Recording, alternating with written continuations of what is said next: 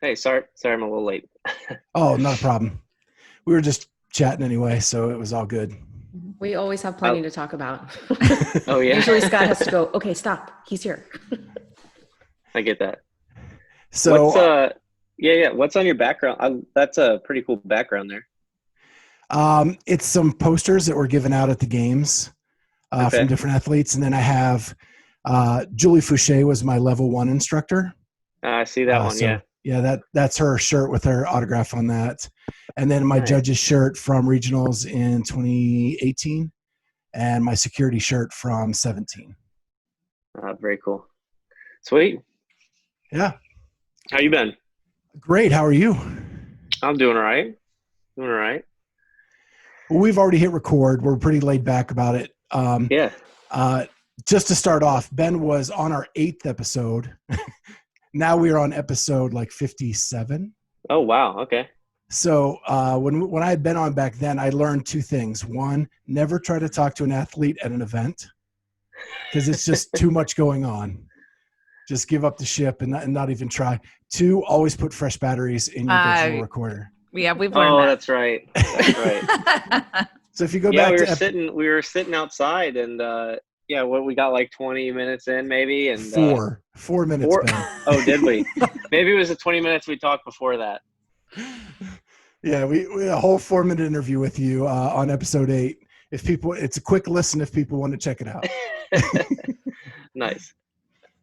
So it's good to see you again. Mm. I met Ben at the Mayhem Classic. Him and his entourage were staying at the same hotel we were. Entourage loosely based, but got to meet your dad. So how's your dad doing? Yeah, he's doing well. He's just working from home. He works from home a lot anyway, so but he's still working from home. He's an engineer, so he's just on phone calls all the time, and all that important stuff. He's good. So has COVID affected you guys down there in Virginia? Um, it's actually worse right now than it. Like we didn't have it very bad in the beginning, and they're saying that the numbers are all getting worse now. But we were closed for a while. We had to close the gym down, mandatory state thing, and then for we've been open back up. We went through like the phase 1, phase 2, phase 3, and I think we're back to phase 2 now or something like that. We're somewhere in between, but I think they were a little bit more lenient on gyms this time. Um, they let the gym stay open, and I don't think they put restrictions on them like they did on like a restaurant or something like that. But there still are some restrictions we're working through. We're trying to do our best to like keep everything as sanitary and as clean as possible, and keep the class sizes to a minimum, but also allowing people to work out at the times that we need them to work out during, or that they need to work out during the day. So we're just trying to balance that, like as is everybody else. So it's just kind of one of those things you have to deal with. So I met your dad, and one of the interesting things I learned that weekend is one, he's very humble. He's a very Uh-huh. humble man, and I can see where you, the kids, kind of get that from him because none of you talk about yourself very much, but like when you left, he would talk about you. When he left, you would talk about him. And he played football with the Naval Academy, Hmm. and actually was like a 1,000-yard rusher with the Naval He Academy. he was very good. Yeah, yeah, yeah. Yeah, and He he was the played. team captain, what, 88, I believe, and runner up for the Heisman kind of thing, like up for he was like a candidate and all that, and yeah, he was an athlete. Yeah, and a great guy too. So now you have three brothers who all compete in CrossFit. Alec, Hmm. Dane, and yourself. Is your mother an athlete? My mother was an athlete. She played tennis in college. She ran track and did all that stuff. I say that she was actually a better athlete athletically than my dad, but my Oh dad worked wow. really hard. Yeah, my dad worked really hard, and he had his niche and he had his thing. But my mom always brags about being able to beat him in tennis and all that stuff. So there's those good stories. Yeah. So the DNA does help a lot when you're looking at the CrossFit scene. Um, so let's Didn't talk hurt. about how you kind of came up and you were a high school baseball and football player. I played baseball in high school. Yeah, so Okay. uh, we just stuck to that one thing, and that was kind of how it was in the school that I moved. We moved around a ton, so every school is a little different. But the one in high school, they did their sport, and their coach didn't really let them go and do other things. So I swam one year, my senior year. Um, And then other than that, I just played baseball all year. So it was a year round type thing. We practiced year round. And then you went on to play college baseball? I went on for a semester to Lafayette College up in Pennsylvania. I went to play baseball, yes. Ended up transferring back, and then didn't have the opportunity to play when I transferred back to ODU. So because I think I had to sit out a year because he transferred, and then after that, it was like, hey, the team's full, and I just got into CrossFit and started doing that. So switched over. The switch worked pretty well. They were like, we're full, and you're like, that's cool. I'll just be the fittest man on earth. That's fine. It's fine. Right. I would have loved to play. But things worked out. What position did you play? I played third base mostly, but I would have played really anywhere except. Anyway, I had never played catcher unless I was really young, and never played first base. But I played pretty much every other position. Oh, that's awesome. So you met your wife in high school. How did that happen, moving around so much? No, so we moved around up to that point, up till high school. So we moved around like 10 times, 11 times before I was in high school. And then when my dad got stationed here in Virginia Beach or Norfolk, we stayed there for 2 years. He was stationed there for 2 years, and then his next station was in the beach area. So it was like we ended up staying there, and then he retired, and we love it here. So, or at least I do. I love it here. And then we've been here ever since. And her name is Noelle? Her name is Noelle, yes. We've known her since we were about 15 or 16. So been together a while. And did you date? Is it true? Sorry, Scott. Is it true that you guys got engaged in the classroom that you met in? Yes. So I was trying to come up with, I didn't know how to do it. So that was the place where we met. We were actually in chemistry class, and she sat a couple seats behind me. So I had her come back to the classroom and had flowers on the desk and just proposed to her there. So she loved it. So you guys were high school sweethearts, the whole thing? Yep. That's really cool. And so it was just meeting in class, no big moment of that first meet, or? No, so it's actually Alec, my younger brother, knew everybody in the school, right? So super popular. I was a pretty quiet kid. And he knew everybody, and he knew her, and he was the one actually to introduce us to each other. So it's kind of funny that worked out. But yeah, that was Alec that introduced us, actually. Oh, that's really cool. Yeah. And then when did you get married? We got married in 2015. So a few years ago, 4 or 5 years ago. 15's a big year for you. Yeah, I was gonna say it's a big year for you. Coincidental, right? Yeah. It was a good year. So I wanted to talk to you a little bit about community. When we met at Mayhem, what I called your entourage was a group of young men that were just they talk about you so reverently when you weren't there. We were just chatting, that they said they've been working with you for a long time when they were like high school kids. And so is that something you normally do, is bring in like high school kids and kind of work out with them? And no, so my younger brother Dane, he's 6 years younger than me, and he was into training a ton. His coach was into a lot of training, so I worked with him. And at the time, I was later on in high school, right? And he had his friends in his group, and I had my friends in my group, and Alec had his friends in his group. So they were both younger than me, so it kind of like that's how really CrossFit Krypton started. Was the gym was in my parents' garage, so I would actually train with my friends there, and then Dane's friends would come up, like they were the younger kids. They would come up, and I would personal train them during the summers, during their off season in CrossFit to help out their sports. So that was kind of like my first experience in like training people for sport or through CrossFit or whatever. So I just built those relationships with those kids, and then I've known them ever since, the ones that stayed around here. So that was one of them that you met. He was Dane's friend, actually. He's just a couple years younger than 7 years younger than me. And then the other one was my friend, and then the other one was somewhere in between the two. So yeah, we just have a lot of good kids, good kids around here that play. There's like sports is a big thing in the area. A lot of people are looking to, take their game to the next level. And, and I was just there with CrossFit at the time. It just worked out well. Met a lot of good people, and, try to help them out as much as I could. they almost, and actually they said it was like a little family, that like that group of kids just became so tight over the years. And that's cool that you've kind of, your family kind of started that little thing.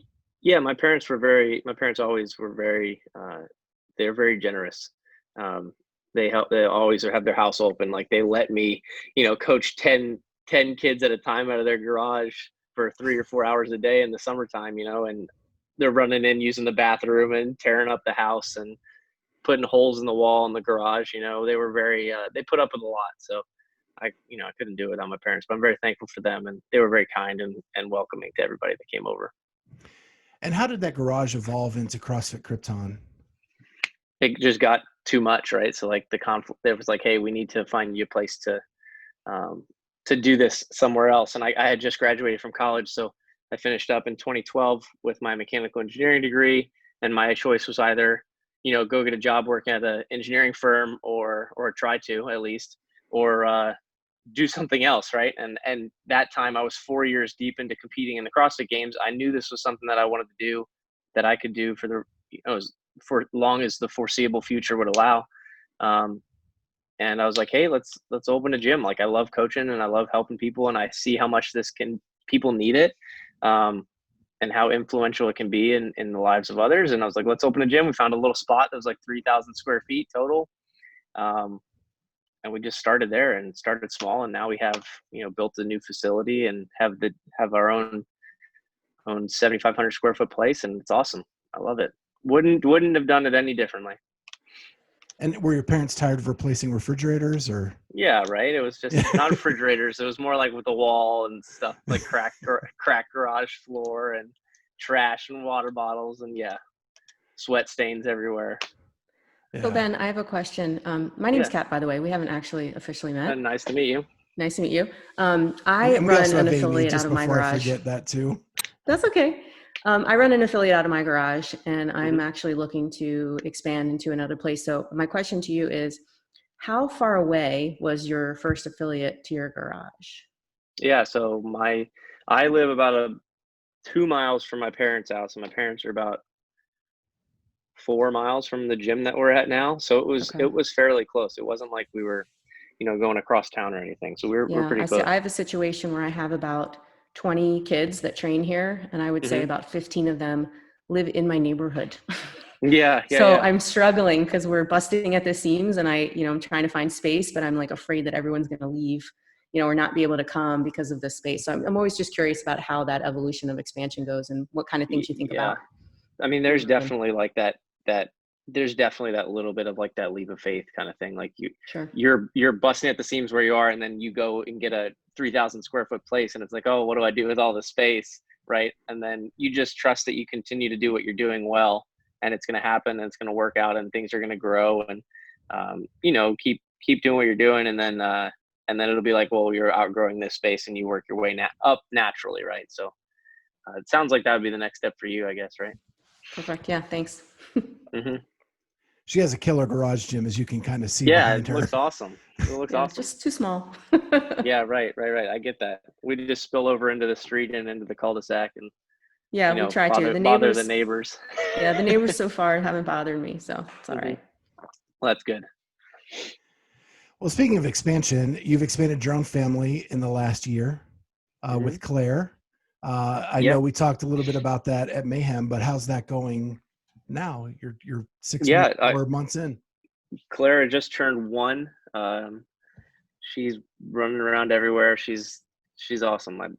It's hard to put into words how much she means to Noelle and I. So she's a blessing. We prayed for her for a long time, and we love her. And it's been awesome. It's been an experience, like taught us a lot. It's brought us closer together and challenged us in ways that we couldn't really imagine beforehand. Like people try to tell you what it's like, and you don't really know what it's like until you have a kid. So it's been very, very rewarding.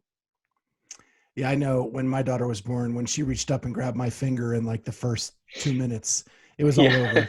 Heart was pulled out of my chest and like it wrapped around her finger. And I said I was holding Noelle. Noelle had a C-section, and they handed me Clara first. And I remember looking at her, and I told him, I was like, she just looked straight through me. She didn't even look at me. She like looked through me, and I'm like, oh no. But yeah, that was it was great. It was great. It's been awesome. It's been fun. It's funny, like you were saying, like nothing really can prepare you for it, but nothing can truly prepare you for the lack of sleep that you're going to have, even if people tell you that, like, you don't get it until you're in that. Yeah, you're like a zombie, like just a sleepless zombie for 6 weeks. Yes. At least. Yes. I remember being able to feed her half asleep, trying to like one eye getting some rest while I'm 2 o'clock in the morning. Yeah. I imagine that the second one might be a little bit better because you might know what to expect. But that first one, it's like you're used to getting your consistent, 8 hours of sleep or whatever, and that doesn't happen. Yeah. And it's just a culture shock, Are there plans for a number 2? I mean, as of right now, we're happy, but I mean, I think we'd love to have another one someday. So not planning it right now, but I mean, what can we plan? We learned that lesson on the first go around. Yeah. It happens when it happens, Right. Yeah. Just keep practicing. So you had a big event kind of happen at Krypton in the last, 6 weeks, maybe less than that, with Adam Klink. Yeah. What was that like with that going on? So I guess I'll start. Adam's such a good athlete, like just a natural athlete, always has been, right? Since high school. I think he got most athletic. We went to the same high school. I think he got like the most athletic award. So he's always been a very athletic person. And he loves squatting, right? So he's been squatting forever, like always. That's one thing he consistently does. And it was like the test for him was, hey, could I get under this 5-minute mile? And I think he just believed it enough, and he trained really hard for like, what was it? It was only 6 to 8 weeks that he was like really dedicated towards it. That goes to show you how fit he was to begin with, right? Like he had a good starting point. But yeah, he hit 500 back squat and 456 mile in the same day. So that's something he had been wanting to do for a long time. He had tried it like the year before, but he had some plantar fasciitis and some problems there with his foot.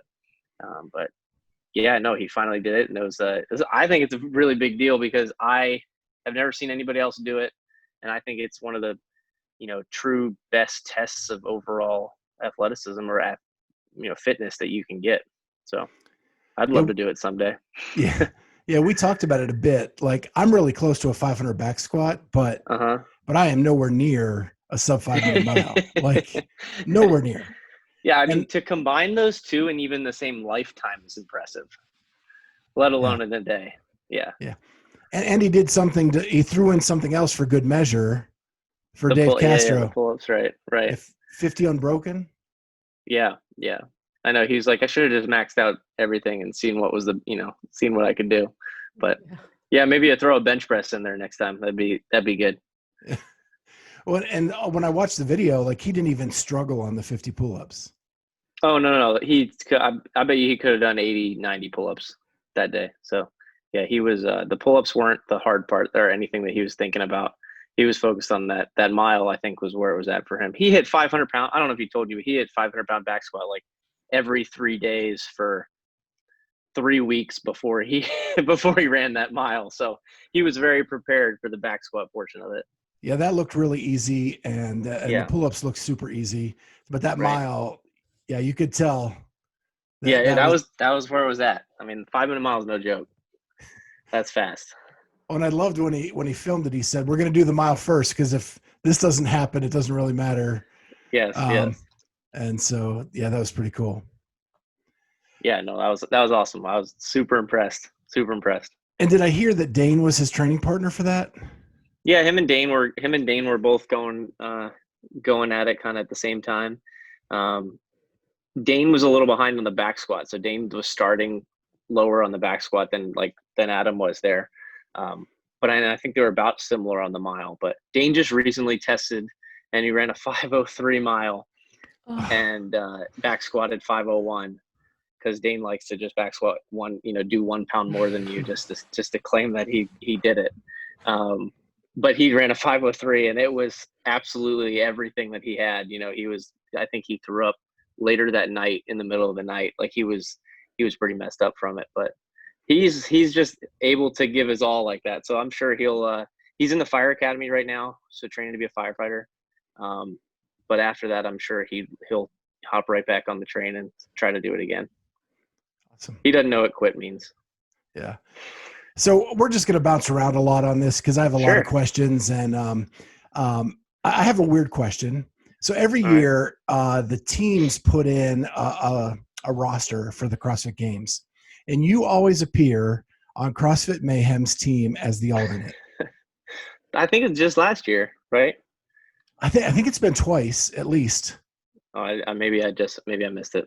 Last year they asked me, and I was hesitant because I didn't know if I didn't know what was happening, and I didn't know about the wild card spot and all that. But it was just last year they asked me, and I said, sure, why not? I wouldn't mind. So it could have been a reality if something happened to Dre. You could have been jumped in and taken that on. Yeah, no, for sure. I thought about it. Yeah, I mean, you have to consider that, right? Right. It's always a surprise to see a name like yours as the alternate on a team like that. So I just was always curious if it was just there as a formality and they just hope nobody got hurt, or if the reality could have been you jumped on. I mean, yeah, I didn't really see that happening, but if they needed me, I would have been there. I'd have been ready to. So it's a pretty decent insurance policy, I think. Yeah. Yeah, that's really cool. So you've known Rich a long time. I mean, you've actually competed longer than he has. Yeah, I've competed with him every year that he competed individual and every year that he's done team. So yeah, we've known each other for a while. Yeah. Have you ever, and you've gone to Cookeville and worked out there before? I know I've seen some footage. I usually go down before the games just to train with them for a few days even. It's just good to get out and get pushed and change your mindset a little bit before something big like that. It helped a lot, especially I went before 2015, 2016 too. So those were good years.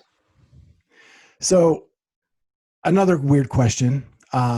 You've always kind of been known as this quiet guy, like your whole career, just kind of head down, get the job done.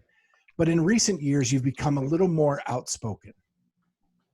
And so I know Kat's got a question for you. I'll put her on the spot. Yeah. So the tweet of January 20th that went viral on Instagram, I think you got over 800 comments. And I think that's your most commented post on Instagram about about the sanctionals and how promoters were potentially programming for, athletes that they promote doing these sanction events. So, and you got a ton of commentary back on that. Did anything ever come of that? I know that, there were collectives for some of those sanctionals that were being programmed by, people like Ben Bergeron and Matt O'Keefe, who, clearly had ties to certain athletes that were competing in those competitions. What did you think about the reaction to all that? I guess I just felt like I needed to say something. I don't really, I guess it's just as I get older, I kind of formulate my thoughts and opinions a little bit better and more articulate, but trying to do that as much as I can. But I just felt like I needed to say something, I guess, just because things sort of seemed to be out in the open and kind of like a free for all, and things were just kind of getting thrown together last minute, and didn't seem like there was too much thought that was going into the structure of these things or who's keeping people in check. Just seemed like something needed to be said about fairness and kind of somebody has to hold somebody accountable, I guess. I don't know. Not that that's what I was trying to do. I was just trying to point something out so that people that are putting together sanctionals aren't doing something that they shouldn't. You should just be thinking about these things if you're in positions of authority or positions of control over a company or sanctional or whatever. Like, these are things that you should consider and think about. Right. And I mean, Rich did a good job with that with his invitational, right? Like, he didn't have teams there. He just had individuals because that was kind of the deal. And I know he was real careful about, not having Tia and Matt sort of privy to what was going on there. But it really hasn't changed though, has it? I mean, the sanctionals are still kind of the wild, wild west when it comes to programming and prize money and events even. Yeah, I got some messages, you don't know what's true and what's not true, but I've gotten some messages online and that I didn't love reading, but about programming and who knows what. And the hard part is you don't know all of the things that are going on. So the comment that I made was, hey, let's just try to hope that the people that are running these things are doing them the right way with the right intentions. So that was kind of it. I wasn't really pointing a finger at anybody, or trying to, at least. No, well, clearly a lot of people agreed with you. I think people just want to see things done the right way and things done fairly, obviously.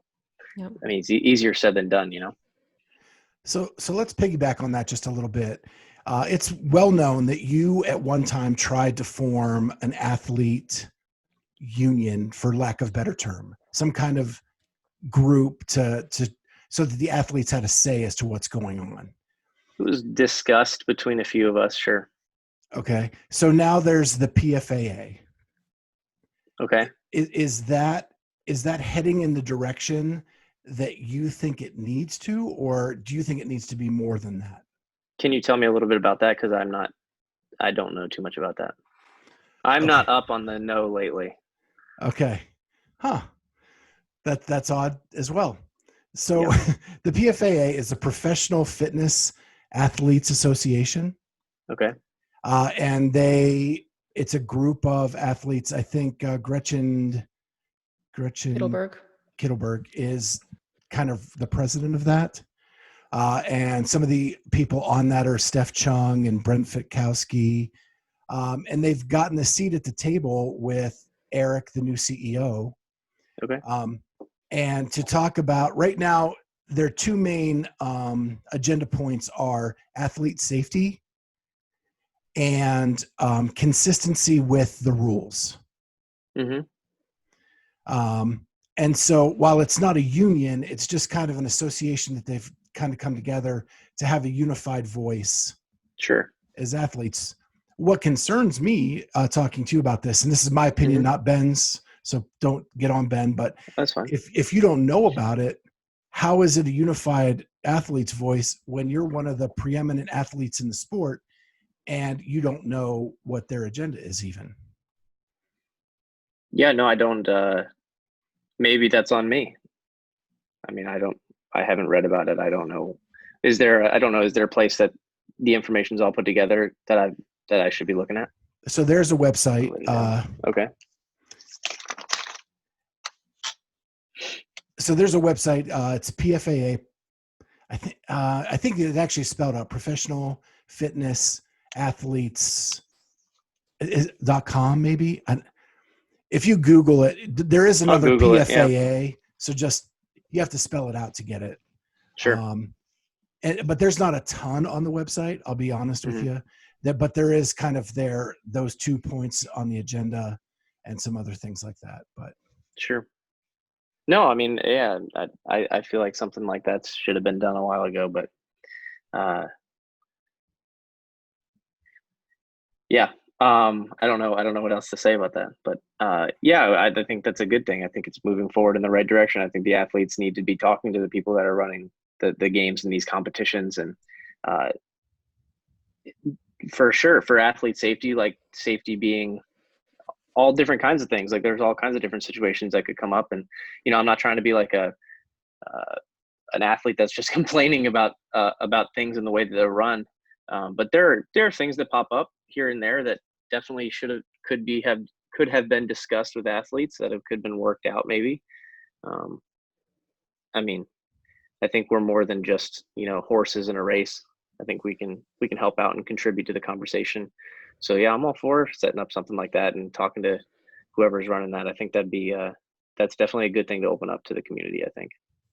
Well, and I think one of the big things that they mentioned was that, like sanctionals, you never knew what you were going to get as an athlete when you got there. And they just think there should be a minimum standard of warm-up area, equipment available. Because that is a safety issue if you're not warmed up properly before an event. Sure. I can see that. And they go all the way to like back to the old East Coast Championships where things got really crazy and people got hurt. That the events themselves went over the line. Sure. But yeah, we can cut that. No, I don't want to. I'm okay formulating my thoughts here on the fly. I'd love to be a part of something like that. So I'm not against it. I don't have too many opinions on it either. I'd love to talk to them. And I think it should be more, hey, let's just keep the discussion open. Like if there are things that seem reasonable and rational and people should talk them through and their issues, let's do that. I don't see why it doesn't need to be anything contentious, Sure. Okay. Yeah. I just want to make sure you're comfortable. Yeah, no, I'm comfortable. Okay, cool. We got to get you a subscription in the morning chalk up, Ben. You can stay up on all this stuff. I follow it occasionally. Yeah. There's too much going on. I can't keep up with all of it and live my regular life. That's right. It does make sense that like this is, our greatest hobby and job is to keep up on all this stuff. And it's probably not the focus of yours because you don't have to. So that makes sense. Yeah, there's just a ton going on and it's just not enough time in a day. Oh, that's all. I mean, let alone even before COVID hit, and now you've got, COVID to think about added on there. Over the top. Yeah. Yeah. And I don't think anybody knows what's going on. Yeah. No. Yeah. Running a gym, having a 1-year-old, COVID. Training. I mean. Yeah. Yeah. Just the training part is like mentally exhausting too. So hard to describe. All right. So let's go back to something a lot about, hopefully. And that is the blueprint to be strong. That is your program that you have available to people. It's got 7 different elements to it.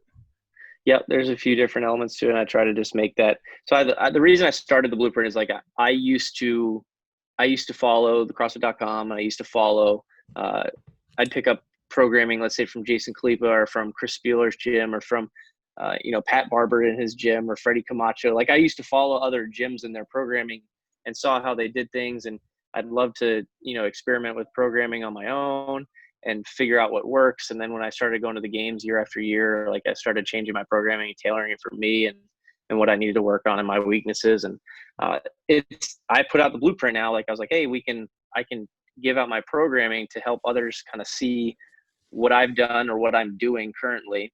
And they can do the same thing that I was doing because I love doing that. I love following somebody else's programming and getting ideas and tailoring it to what I needed to do. So just figured I'd offer it as something that people could subscribe to.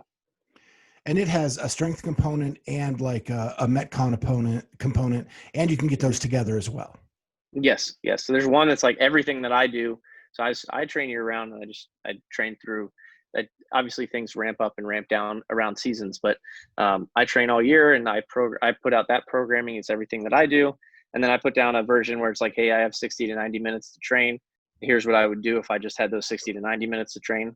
And then there's another one that's called Be Strong, which is just tailored more towards strength programming. So like if your goal is specifically to develop strength and work on power output and that kind of stuff, here's the programming that I have used in the past or am using, but it's just the strength portion of it. So there's just some different variations. And then Adam and Dane started the Dad Bod Fitness, which is just, it's got the catchy name and Dane loves it. He loves messing with the programming and making up super hard workouts where you only have 20 minutes to work out and he just gets it all done and gets it all in there and you get in and get out and have a lot of fun. So they've done a great job with that too. And do you enjoy programming now that you've been around a while and have seen it all? Yeah. I mean, that's one of the things that I enjoy, coming into the gym in the morning and writing up what we're going to do for the day or for that session or whatever. I enjoy bouncing ideas off people and we have a little training group that we all sit down or get together at least and talk about and go over what we're going to do each day. That's a good time. Yeah. It's a good 10 or 15 minutes each morning. Do people fight you pretty hard on stuff? Occasionally. Yeah. Yeah.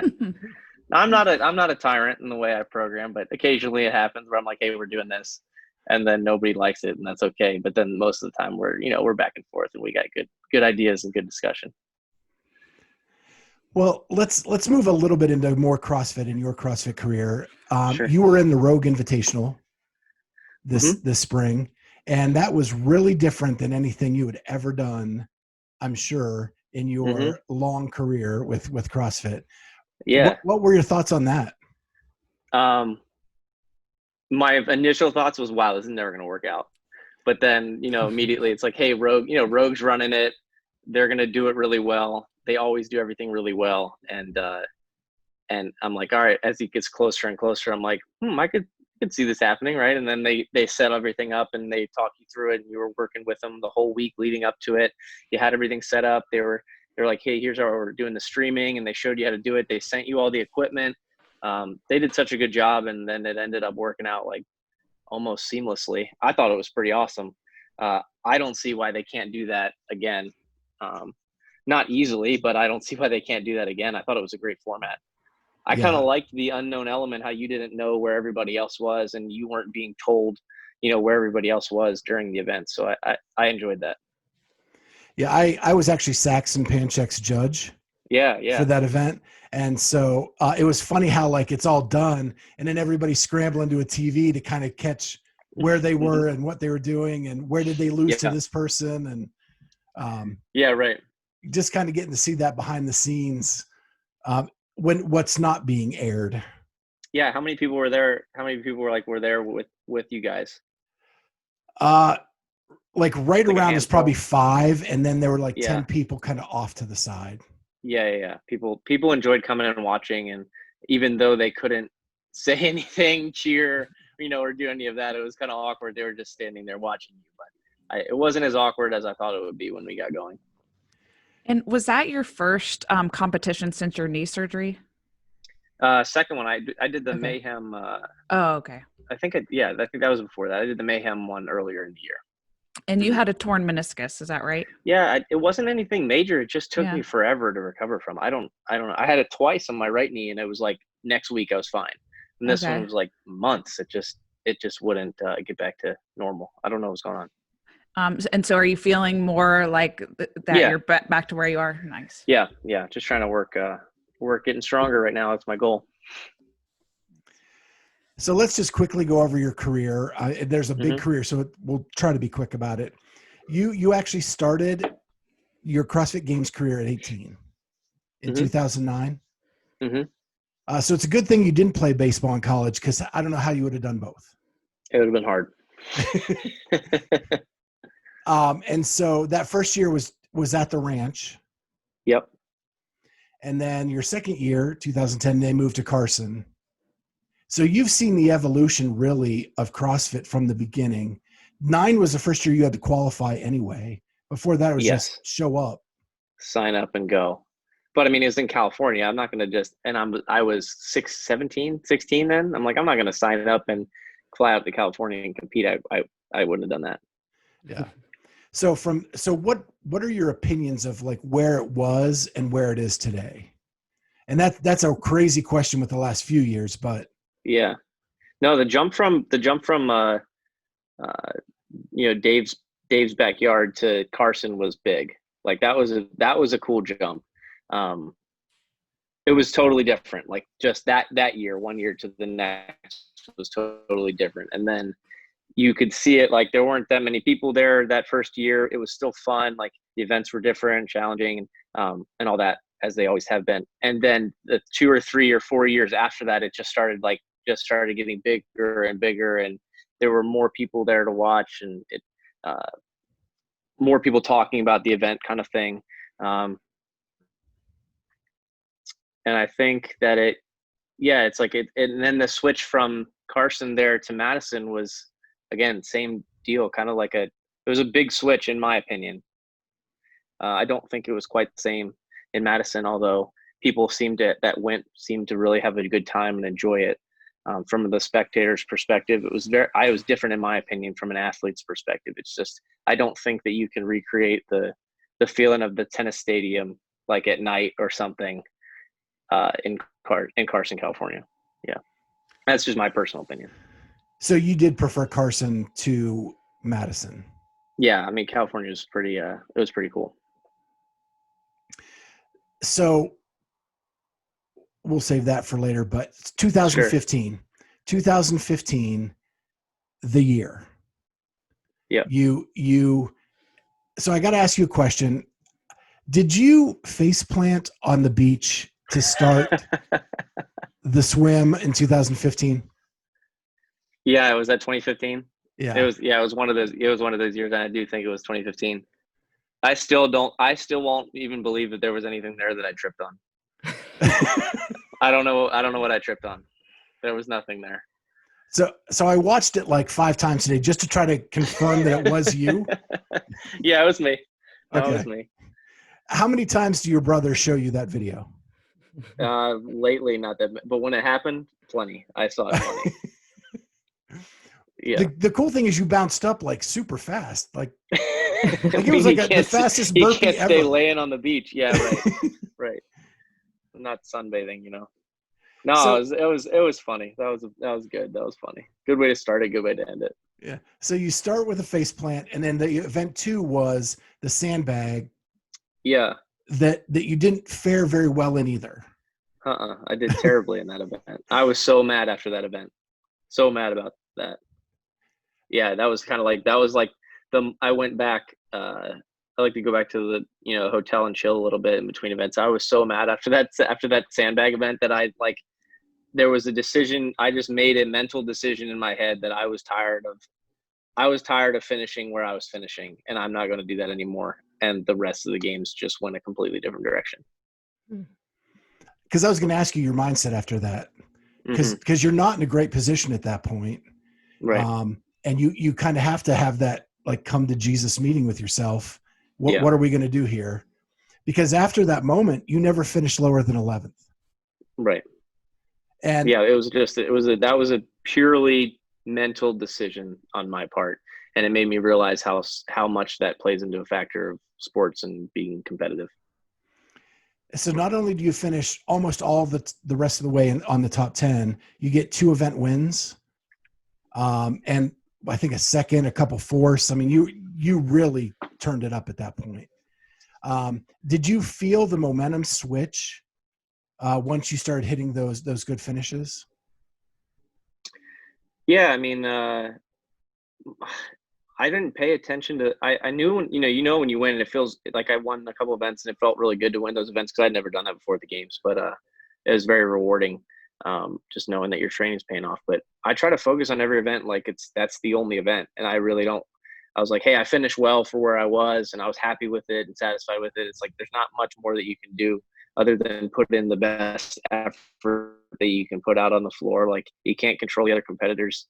You just control yourself. And I was like, I was just really focused that year. It's just like one thing at a time. I stayed that way through the whole competition. And then the last day, you just know it. Like there was just something that I knew I couldn't lose, even though I was going into the final event, not in the lead.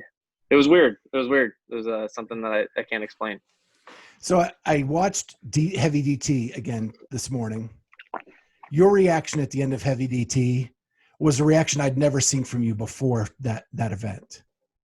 Like you were like a changed man in that moment. That's what it looked like from a viewer's point of view. Sure. No, I mean that definitely something like that boosts your confidence for sure. So I mean it goes both ways. Like you can win, you can have a win like that pushes you and propels you into more winning, or you can have a loss that pushes you into more loss. So it goes both ways, and I think that was one of those moments that helped push me into that next step that I was trying to get to. Yeah, because it was like a half Josh Bridges celebration at the end. Not quite like, but you. No, nobody can get as fired up as him. But yeah, I was pretty fired up. So the other thing that I didn't recall, like from memory, is I thought you and Matt finished 1-2 in pedal to the metal 2. And you didn't, but the focus was solely on you two because whoever wins that wins the games. Sure. It's between the two of you. Mm-hmm. And that was so intense. Like I can't even imagine being in it, watching it again today. Yeah, I would probably agree. Like it was probably be more stressful now thinking about it, but I didn't think twice about it then. It was just, stay in the moment, do your thing. Yeah. I get stressed watching it and I know the outcome, but I'm like, yeah. There was just a confidence and peace that I had, and it kept me under control. That was it. Yeah. Those deadlifts looked brutal. I didn't. I was worried about the last like 4 deadlifts. Yeah. Genuinely worried about it. I was like, I don't know why this is so heavy, but these things aren't moving. Yeah. So it was what, 203-pound kettlebells. Yeah. 1 in each hand, and you had to do 6. It was some little number, right? And then like the next year they throw 8. Like a 20 something reps of it, and everybody flies through it. So it's just that unknown element, like just the new thing that you've never done before. It throws everybody off. Like that's what the games are about, and that's why I love that event, because it was something that we had never seen before. But yeah, those things were heavy. Yeah, and so you win your first ever CrossFit Games after 6 years of trying, and you'd finished on the podium 2 other times before that, but this was your first win. Right. What were the feelings?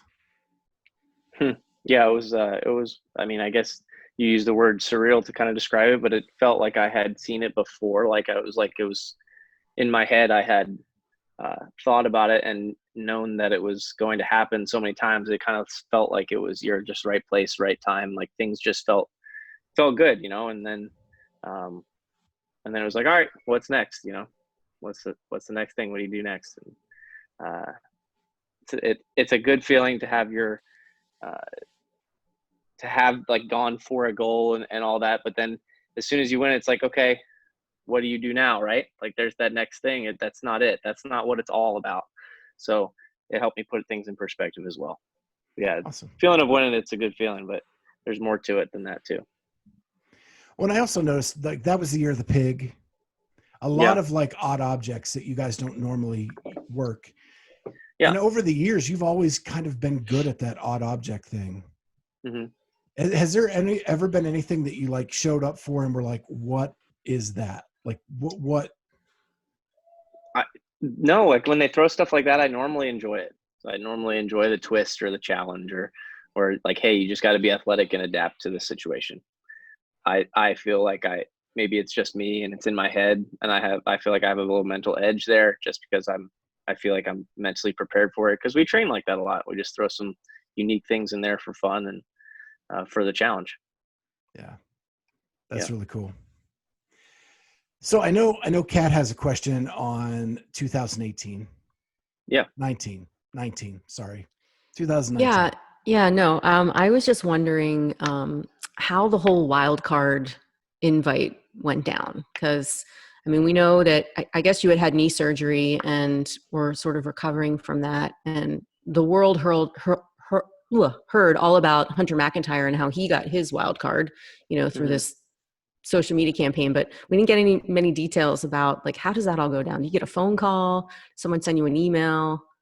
Can you tell us? How did it go? It's a good question.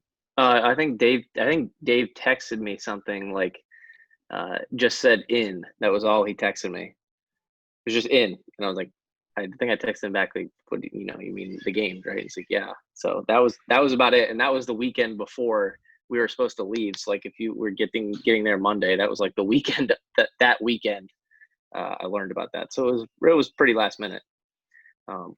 But I was like, hey, Hunter was getting the bid for it, and like, why not? I'll throw my hat in there. Like I'm ready to throw down. I'm willing to compete, and it'd be a lot of fun, and I think people would enjoy it, and I would enjoy it. So I was like, why not why not give it a shot? So I said something on social media, and I guess I didn't regret saying something, because I enjoyed competing that year. It's a good experience. And there was a little bit of a social media push for you with other athletes. Like I feel like once it kind of floated, got the attention. Yeah. That had to be pretty cool that your peers were rooting for you to get a wild card. Yeah, no, it made me feel more special than I am, So everybody, the support was pretty overwhelming, and it was pretty, pretty humbling from the community. So I appreciated everybody that helped push for me to get to the games that year.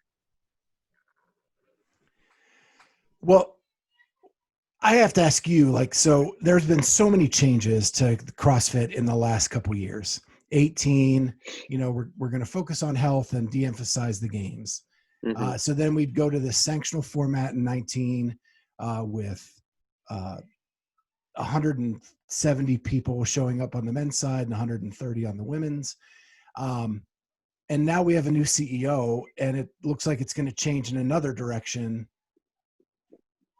If you had the magic wand to make the game season whatever you wanted it to be, mm-hmm. what do you think it should be going forward? That's a good question. Yeah, I think I really like the regionals format. I think that's a cool format with the open leading into the regionals. I also really do like the sanctionals. I like the idea of the sanctionals, and I like the idea of competing multiple times throughout the year, maybe some sort of second chance kind of to get to the games in a way, if you will.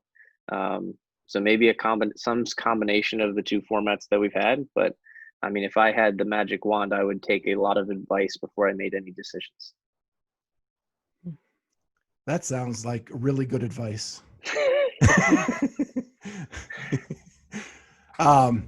Yeah, people should listen to that, because I think instead of being reactionary, which I think is what's been happening, mm-hmm. people say things online, there's no official rule book about it, but it's kind of said here, kind of said there. And then it's trying mm-hmm. to sew all those pieces together that weren't really constructed as a plan to begin with. Yeah. It's really hard to build something, right? Like, it's really hard to build something good. It's very easy to like just tear it down and say, this is wrong, this is wrong, this is wrong.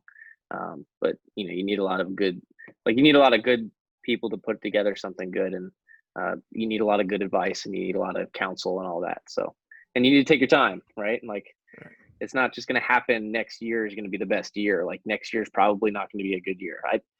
And that's not me being pessimistic. I'm just saying, like, hey, this is probably going to be something new. If it is something new, it'll take a few years to implement and get going. And just like the sanctionals thing, I mean, this was the first year of the sanctional thing, right?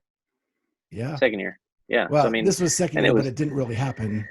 Yeah, right. It didn't really happen, right? So, and it was still kind of up, and things were still up in the air. So, changes. We're just in that early phase of sport, or early phase of something new. Like, it's just going to take time, and you're going to need good leadership. And I hope we have good leadership, and I think we're leaning there in the right direction. And I hope that they take the time to sit down and think about it. And I'm sure they'll come up with something good that'll work, but it'll take a few years to get going, just like the games did in the beginning. Yeah, it sounds like advice from a mechanical engineer.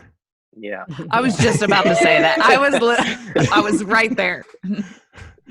Sure. That's my perspective. That's what I add to this conversation, I guess. Mm-hmm. So Ben, are you hoping to make it back to the games and continue training in that fashion? Is that sort of your intention for this year? Mm-hmm. Next year, probably. This year, I have no idea what's going on. I personally don't think the games will happen. Right. That's just me.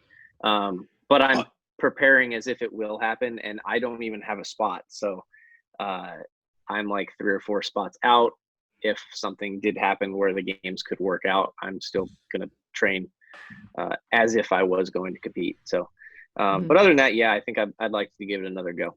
So I really want to get back into that spot of being where I know I should be. Like, I want to be competitive again at the games for at least another year. Like, I want to give it another go. Would you ever consider going team and B, competing as a masters athlete, which obviously is a little far off, but. Yeah, no offense to the masters. I think I'm good after this. I'll probably be done when I'm done. But then the team, I don't know. So they might go back to the affiliate cup. I hear at least. So, you'd have to pull athletes from your own affiliate and your own gym, and that changes up what everybody's been doing. And, we have some good athletes at the gym, but we would still need to find some people to put together a good team. But it's something that I've thought about.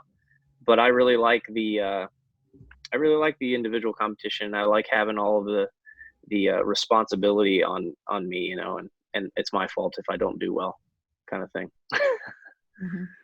So I've enjoyed the individual competition or the individual side of it. So kind of last question about your future. I know you're going to run your affiliate, right? Krypton for as long as you can. Do you have an interest in coaching? Coaching like elite athletes? Yeah, I mean, that'd definitely be fun. Haven't put too much thought into it. No, maybe someday. So just wherever God takes you, that's where. Yeah, I'm fly by the seat of pants, my seat of pants kind of guy. You know, like I go where I feel like I'm supposed to go, and that's not something that's really crossed my mind too much lately. So haven't put too much thought into that. And I think it just is a testament to the fact too that when you're trying to be an individual athlete, you sort of have to really have a little tunnel vision to be able to do that. And it makes it hard to sort of think 4 steps ahead and try to plan and, you know, devise a plan for that kind of stuff. So it just shows that you're super focused on like what's ahead. Yeah, it's to me, it feels very selfish. Like you get that, you can easily get that tunnel vision, or like, hey, and then recognize that I have this tunnel vision. I'm like, there's, you know, like my family that I need to be more accountable to, and I need to go more accountable to my gym or whatever it is. And it's easy to bounce in and out of that, and finding the right balance of those two is the hardest thing. And I feel like I'm finally, being able to figure out that balance a little bit better nowadays. So I feel like I have a good balance right now, and I'm just trying to maintain that balance, and I will add things in slowly and make sure they don't upset that balance. So that's kind of where I'm at. Yeah, makes sense. Yeah. Well, we want to thank you so much for taking time out to be with us, Ben. Oh, yeah. This has been great. It's been awesome to catch up with you. Likewise. Tell your family hi. I will. And hopefully we'll see you all down the road at different things. Yes, hopefully I'll be able to see everybody soon. Yes. Yeah. See people nice soon in general, not on Zoom, you know? Right. Well, and once we get a season laid out, it'd be great to, maybe you can be our first third-time guest to come back and talk about I'd love to. How you're moving forward and making it to that would be like your 12th games, 13th game, something crazy. I would love to. Yep. Awesome. Yep. Great. It was nice talking with you, Ben. Yes. Nice to talk to you guys too. Nice to meet you. All right. Well, have a great day, Ben. Hey, thanks, Scott. Appreciate it.